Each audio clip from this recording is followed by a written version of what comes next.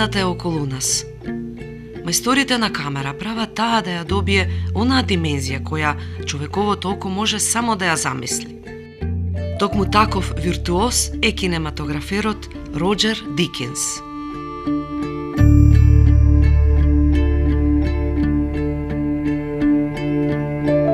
Роџер Дикинс е англиски кинематографер, најпознат по својата работа на филмовите на браќата Џоел и Итан Коен, како и режисерите Сем Мендес и Дени Вилнев. Тој е светски рекордер по номинации за Оскар, дури 15. Својот прв Оскар го добива за врвното кинематографско остварување во филмот Blade Runner 2049, а вториот Оскар за кинематографија Дикинс заслужено го добива за исклучителното дело на Сем Мендес, филмот 1917. Роџер Дикинс во својата кариера има добиено над 100 светски награди и дури 150 други номинации.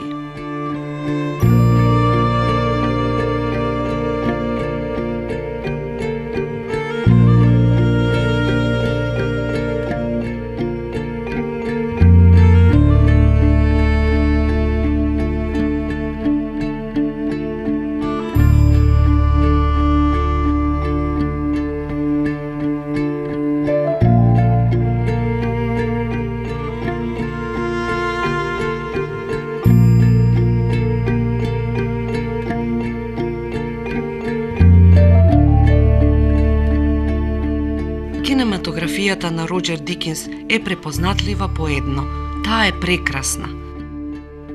Но зошто Дикинсовите филмови се толку убави? Неговата камера едноставно зборува сама за себе.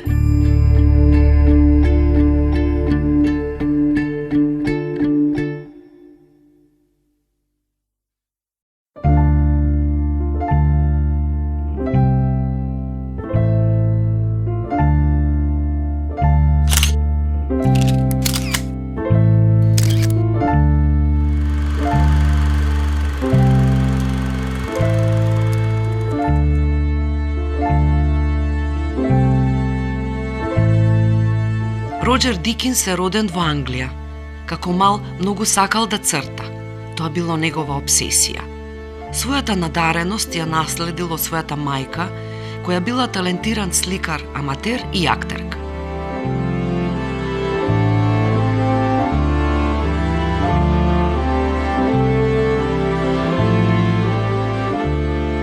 Потоа таа љубов ја продолжува преку видео уметностите во училиштето за уметнички дизајн, каде што ја сваќа својата примарна љубов – фотографијата.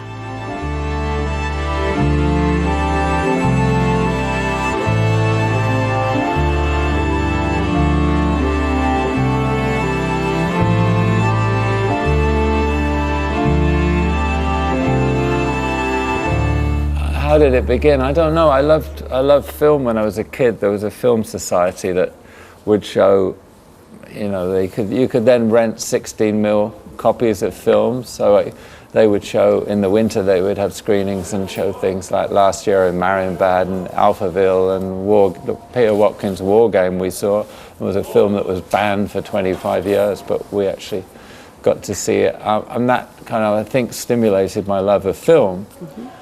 But I never in my wildest dreams imagined that I could, you know, work in the film industry for a living, because my father was a building contractor, and, you know, it was a small seaside resort in southern England, and I didn't have any connection to the film industry, London or anything like that. So it just gradually evolved. I went to art college and discovered photography, and at that point a friend of mine was interested in film, and he was applying to the National Film School. Mm-hmm.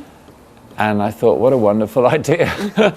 So I applied to the National Film School, and really I didn't get it in the first year, but I got in the second year's intake, and I think that really changed my life, gave me the opportunity to get experience of shooting, but also get confidence that I could do it, you know. Mm-hmm. Yeah. Уште од самиот почеток покажувате интерес за документарниот филм. Го започнувате вашиот голем проект, каде што 9 месеци сте биле на јахта. Тоа е голема авантура.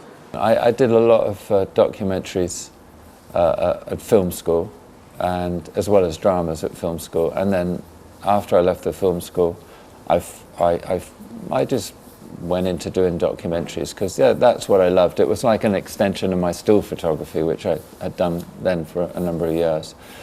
And before I did the Round the World Yacht Race, I did a film in what was then Rhodesia, about the war in Rhodesia. And yes, then I went on this shot this documentary that originally Chris Menges was offered because he worked at this television station and did most of their documentary work. And I'd met Chris, and so I got the chance to do that film, yes.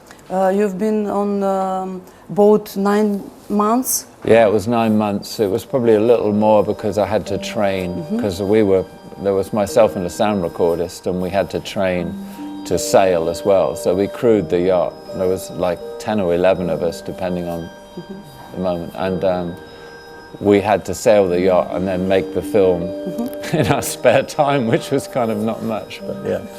Big adventure. Yeah, it was a big adventure. Yeah, I was I have amazing memories of that trip, you know.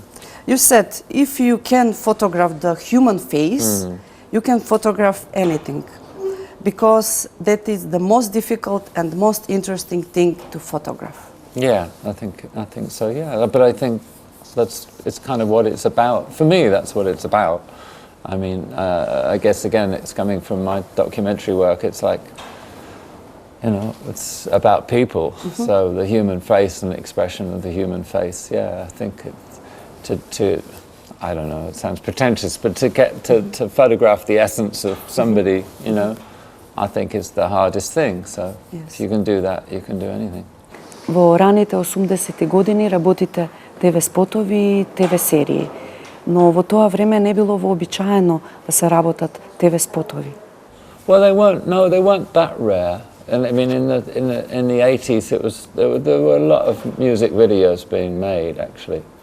But it was great. It was a great time to do them, you know, because I got to work with some pretty good people, like, you know, from Eric Clapton to, you know, Meatloaf and, you know, people. I mean, I worked with a lot of really great acts, you know, so it was fun. And it was a great way of just experimenting and yeah.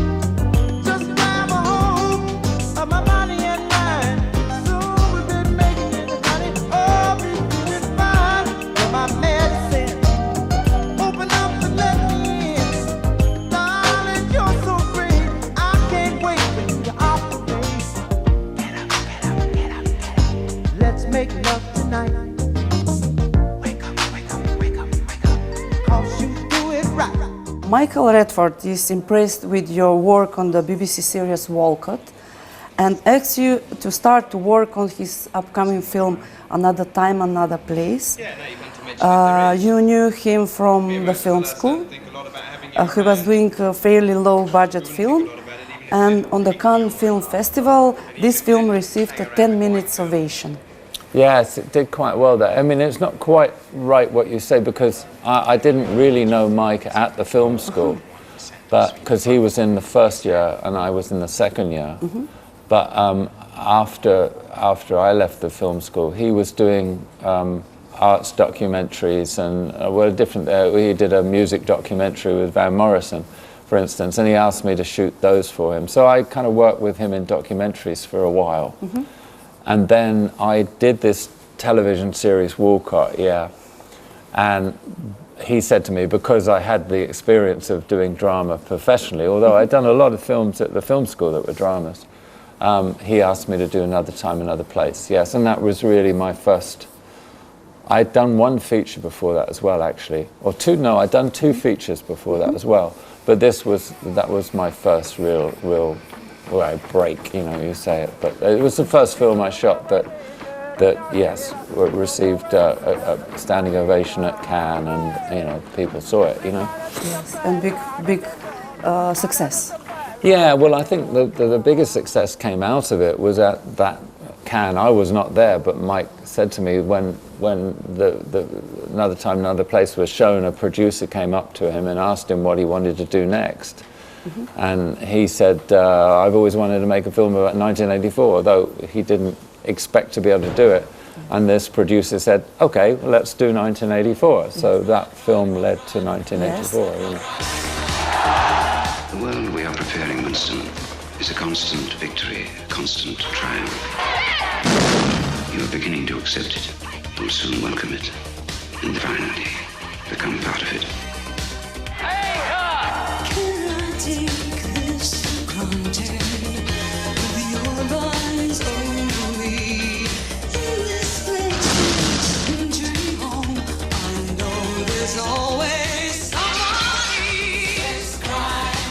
In that film, you using a process known as bleach bypass. Yeah, well, it wasn't. It was, yes. For various reasons, we couldn't shoot in black and white. So we experimented in different ways to desaturate the color. And so the lab in London kind of developed this process that was what they call bleach bypass process on the print, which leaves in the silver that's used in the development process is left in the print, and that made it a semi-black and white image. Yeah, I think it was the first major film that used that kind of technique, other than Keizo Miyazawa in Japan, who had used it a few times late in his career, but he called it silver tint. But he never told anybody how he did it, so it wasn't like we used his process. I just know it had been used before, so there was a way of doing it. Welcome to Los Angeles, Mr. Fink. Excuse me? Howdy, neighbor. Are you a writer, Mr. Fink? Actually, I'm writing for the pictures now. Неговата кариера како кинематографер може да се подели на два периода. Првиот, британскиот, е од средината на 70-тите години, кога најмногу снимал филмови со режисерот Майкл Редфорд и со Майк Фиджис. А вториот период, американскиот, започнува од 1990 година, кога со режисерот Боб Рейфелсон го снима својот прв филм Планини на месечината. Следната година, 1991, го снима филмот Бартон Финк на браќата Джоел и Итан Коен, со кој ќе изгради најплодна соработка, станувајќи нивен партнер кинематографер, снимајќи ги сите нивни филмови од кои добива и најмногу номинации за Оскар.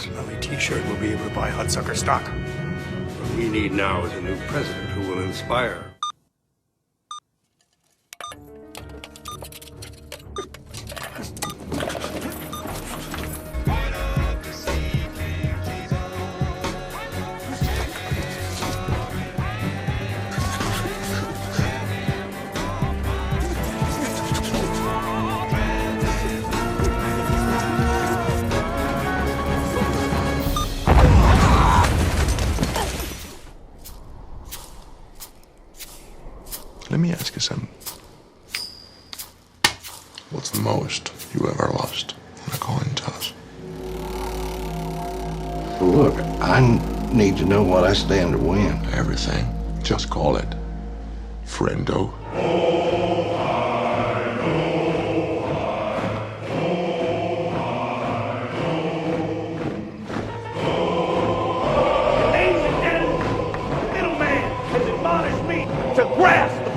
Reform and sweep this state clean.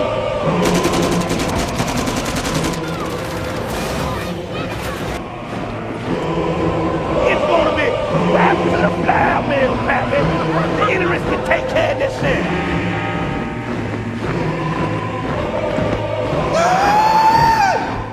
Your agent received a script for a strange movie about playwright suffering writer's block, and he advised you to turn it down, but you accept the offer? Yeah, it was because, I asked who the director was, and the agent said it was the Coen brothers. And I went, well, why wouldn't I want to work with the Coen brothers? So I read the script, and unlike my agent, I really liked it. I thought it was really bizarre, but it was really interesting. And I met with the Coen brothers, who happened to be in London, and we just sort of got on very well, I think, you know, and they offered me that film. I mean, I was very lucky because they were doing a film in Los Angeles. This film, Button Fink, was being shot in Los Angeles, and it was low budget, and they wanted to shoot non-union. So frankly, they asked somebody from England so that they didn't have a problem with a union. Yeah.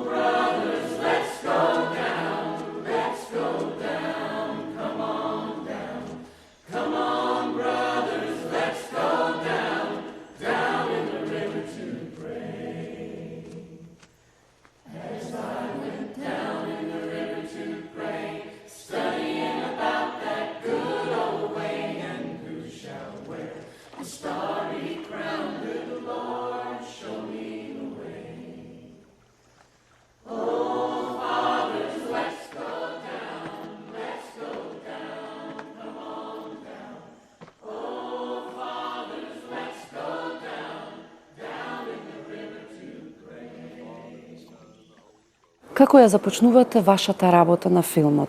Во која фаза од подготовките се вклучувате вие? Well, I like to have a lot of prep time. Especially if I've not worked with a director before, I like to have that time with the director to understand what they want, you know, their approach to the script, but also really to get to know the material. But sometimes you can't, you know, sometimes I've been on one film and I've gone very rapidly onto another film, but you know, usually I have like a 6-week prep period, but for instance, now I'm prepping a film that won't shoot, I'm doing a bit of prep on a film that won't shoot till April next year, so I'll have a lot of prep on that.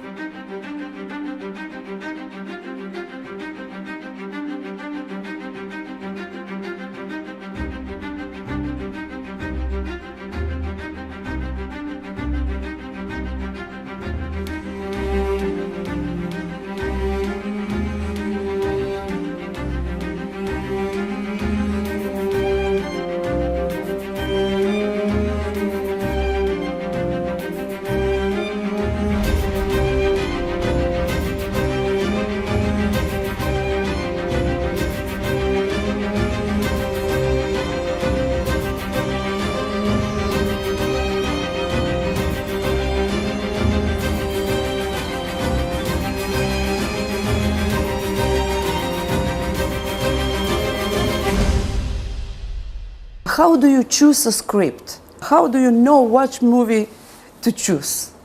I think, well, if I pay my money to go and see it in a cinema, then I think I'd like to work on. No, I mean, if it's something, it's like, what book do you read, you know? You read a book and it affects you, you read a book and get halfway through and it's not doing anything for you.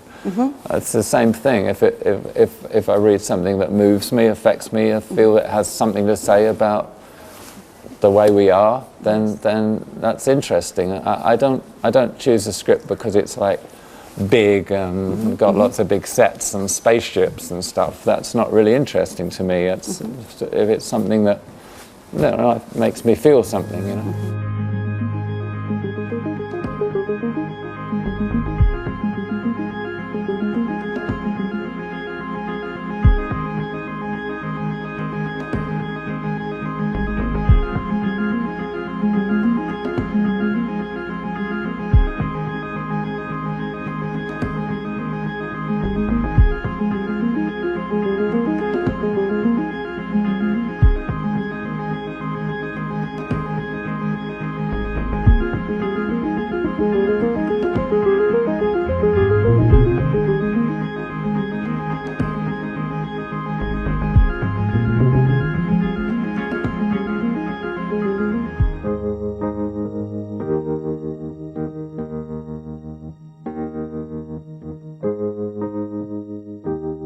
Yeah, well, I think movies are the great movies that that inspired me as a kid. They're not, you know, it's not all just dialogue, you know, which is what movies tend to be these days. But it's this combination of sounds and images that it becomes something more than what's written on the page, you know, something that affects you in a way that is intangible, can only be film and sound and that kind of. You like to combine documentary style with film style. It's happening on Kundun with Martin Scorsese. Well, I think Marty offered me that job because I had shot a lot of documentaries, and the film, all the actors in the film weren't actors. You know, they were Tibetans that had experienced it. That was their life. So that's why I think Marty offered me the job, because I'd be used to kind of like working in a situation with non-actors, you know. But yeah, no, it was one of the greatest experiences of my life working on that film. Yeah.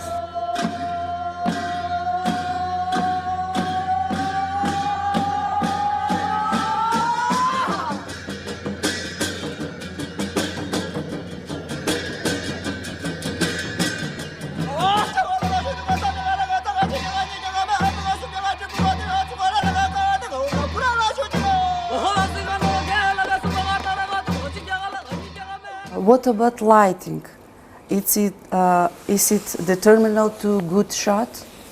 I think the problem with lighting is not the problem with lighting is, but I think the danger with lighting is that you light something to look attractive when it might not necessarily be right for the shot or the moment in the film. You know, I think lighting, yeah, you can enhance the storytelling with lighting, or you can destroy it as well, actually. It can be very distracting if you're not careful. I guess, again, maybe it's my documentary background, but no, just my sensibility is one of naturalism, and I don't like an audience to be aware of lighting, you know. And sometimes the lighting can be quite fanciful, like maybe it was in Blade Runner, but I always try and put it in a context that is believable. You know, that the audience feels that this is a real world that they're in, not something that is just there because it looks attractive or, you know, it's clever. You know what I mean? You make your lighting diagrams, I see on Yeah, internet. no, that's why I like a lot of prep, especially on a film like Blade Runner. I mean, I like a lot of time talking with a director and a production designer and then figuring out exactly a plan of how I want to light it, you know. I think you have to do on a film like that scale. And because I operate the camera myself, I don't want to be distracted by the lighting when I'm actually filming the actors. I want it to be about the camera and the camera's relationship to the characters, and not about, oh, I need to move that light or something, you know what I mean? It's, yeah.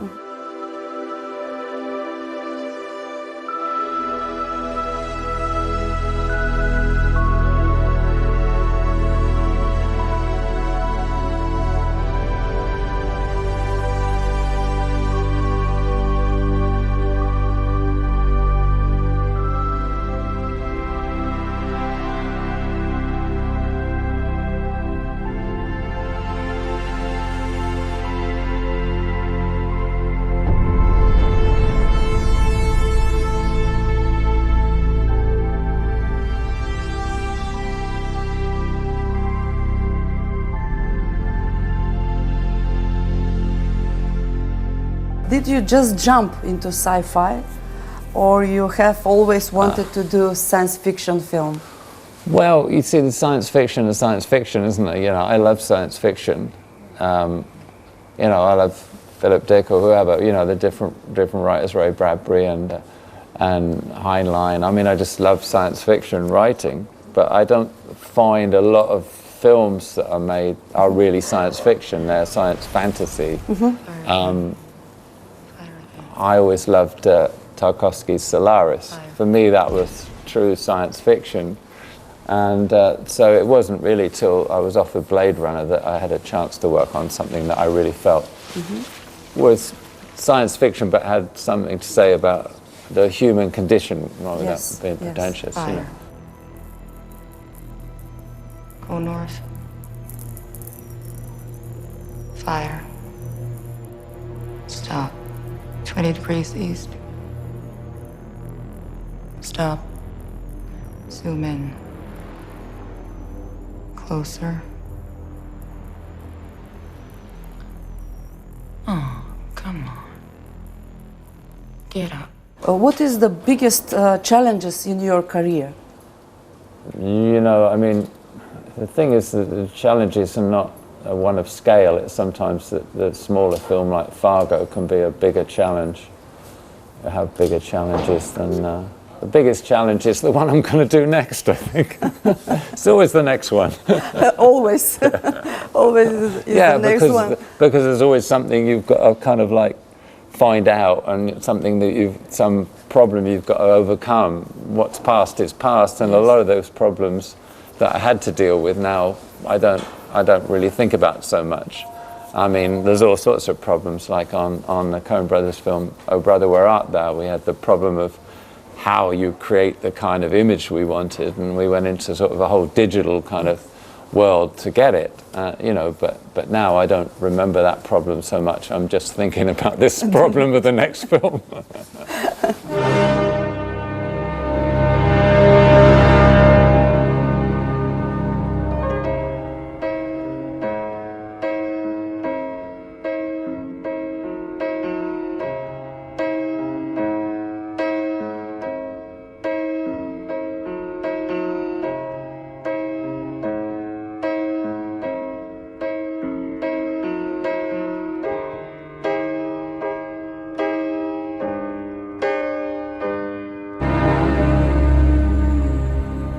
What is your relationship with the actors while you are filming movie front your camera?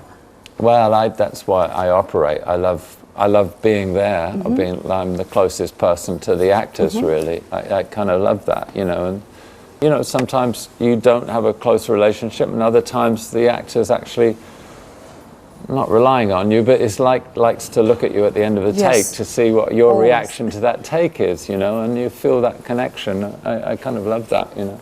And I love sometimes in the right space you can then talk to an actor just about the head turn or you know, how they move with the camera, because it's all like if you've got a lot of moving camera, it's like a dance, it's like a ballet between the actors and the camera. So, you know, I like that involvement. That's yes. Yeah, they believe you very much, believe in you.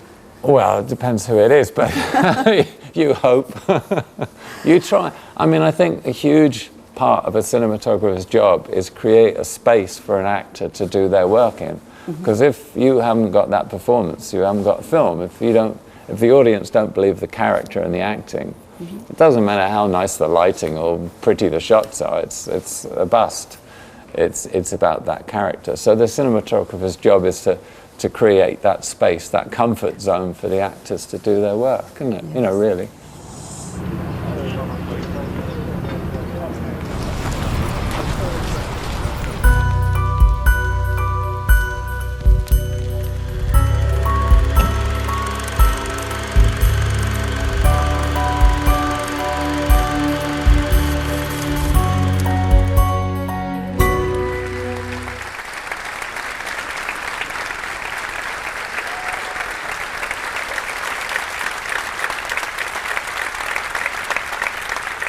Интернационалниот фестивал на филмска камера Браќа Манаки, како прв и најстар светски филмски фестивал, апсолутно е посветен на креативноста на светските кинематографери.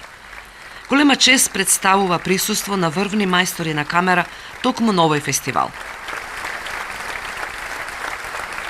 Истата година кога Роџер Дикинс го добива својот прв Оскар како најдобар кинематографер за остварувањето во филмот Blade Runner 2049, фестивалот Браќа Манаки му додели значајна награда за животен опус, Златна камера 300, како исклучително значајна личност во светот на филмот.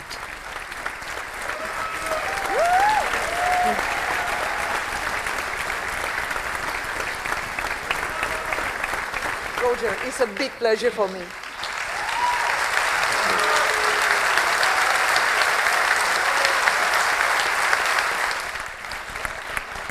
I'm not going to say much, thank you. I really am. It's a cliche, but I'm really the wrong side of the camera. I want to be that guy over there. Thank you so much for the welcome. Thank you. It's really a great honor. It's wonderful to be part of this history of this festival, and that's it. Thank you very much. Thank you. Have you heard about this festival from your colleague? How do you know? I think the festival's been going about the same time as I've been shooting feature films, about 39 years. Yeah. I know so many people that have been here before, you know, and I just never had a chance to come, and I'm so pleased to be here. But I'd say I'm standing here after I know so many of my friends, cinematographers, that have been here in the past, so I'm very honored.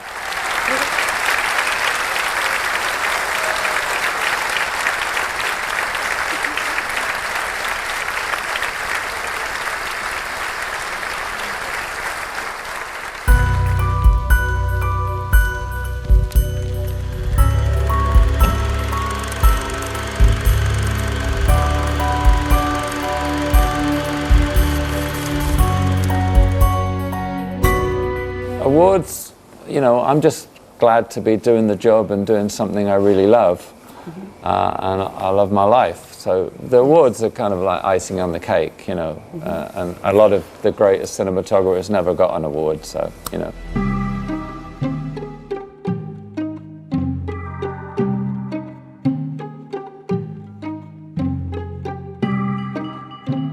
The Oscar goes to John Toll for Legends of the Fall.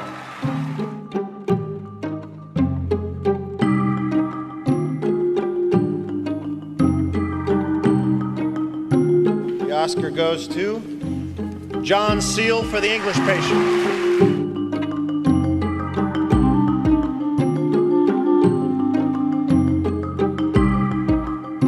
And the Oscar goes to Russell Carpenter for Titanic.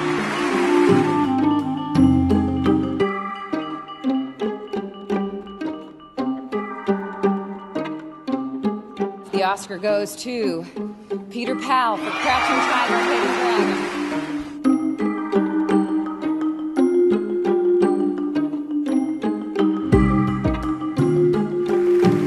And the Oscar goes to Andrew Lesney for The Lord of the Rings: The Fellowship.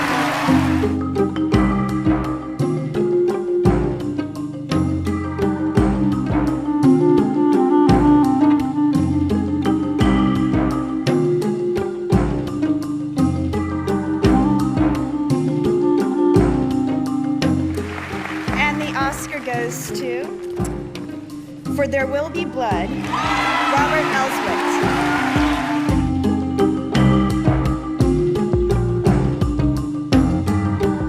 And the Oscar goes to Anthony Dodd Mantle for Slumdog Millionaire.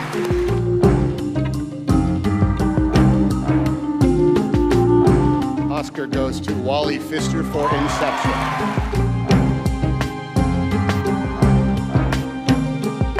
The Oscar goes to Claudio Miranda, Life of Pi.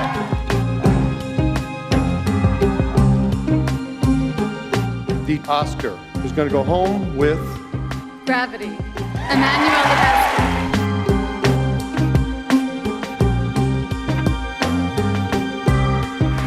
And the Oscar goes to Chivo, Emmanuel Lubezki.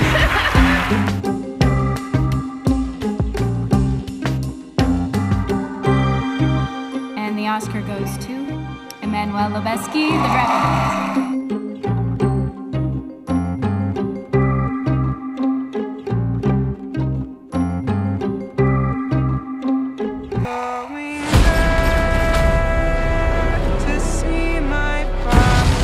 We need to keep moving!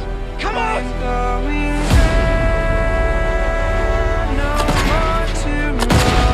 We can't possibly make it that way, man! You bloody insane!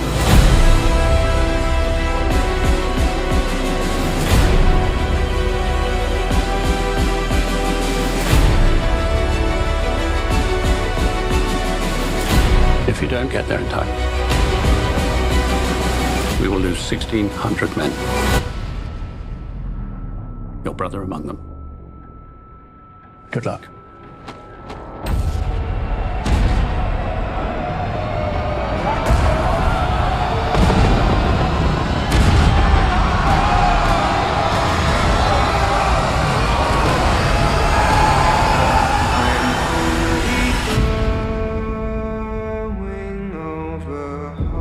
Roger Deakins, 1917. This is the second Oscar and 15th nomination for Roger Deakins.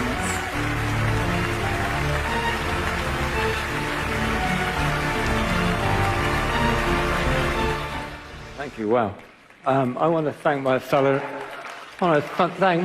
nominees for their wonderfully inspiring work, but more than that, I want to thank them for their friendship too. I'm a pretty good cook, actually, but this belongs to a lot of people that worked on this movie. Belongs to my wife James, who worked on it with me. It belongs to my assistant and focus puller, Andy Harris, who is somewhere up there, who is the pinball wizard of focus pulling, and you'll never know what he does, because you'd only notice it if he makes a mistake, and he never does. It's to Peter Cavacuti and Charlie Rizek, two fantastic operators. It's to Gary Hims, Grip Crew, and John Higgins Biggles, who's been my friend for about 30-odd years, who's our gaffer. So it's to them and all their wonderful team. And I think they would all want me to say, thank you, Sam Mendes, for the most wonderful experience. Thank you. We'll never forget it.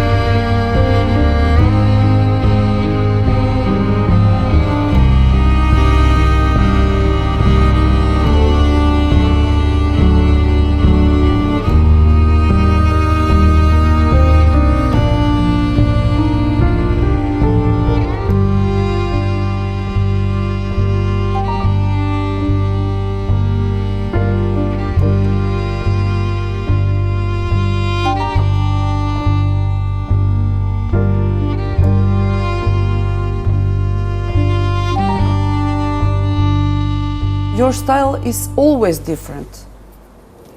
Well, I don't think it's my style, it's the scripts, isn't it? You know, the scripts and the directors I work with and what they're trying to achieve. So, you know, your style develops depending on the script and the intent of the film. I mean, I suppose I have an overall style that is one of realism, but that doesn't mean that I don't do something like The Man Who Wasn't There, which you know doesn't, you know, that has quite stylistic lighting in it. But I wouldn't say I have a style. I don't have one way of doing things. If I were coming in and lighting this, one day I would do it one way like this maybe, and another day I would do it totally differently. It's kind of, you know, so in that sense I don't have a style or a formula, you know.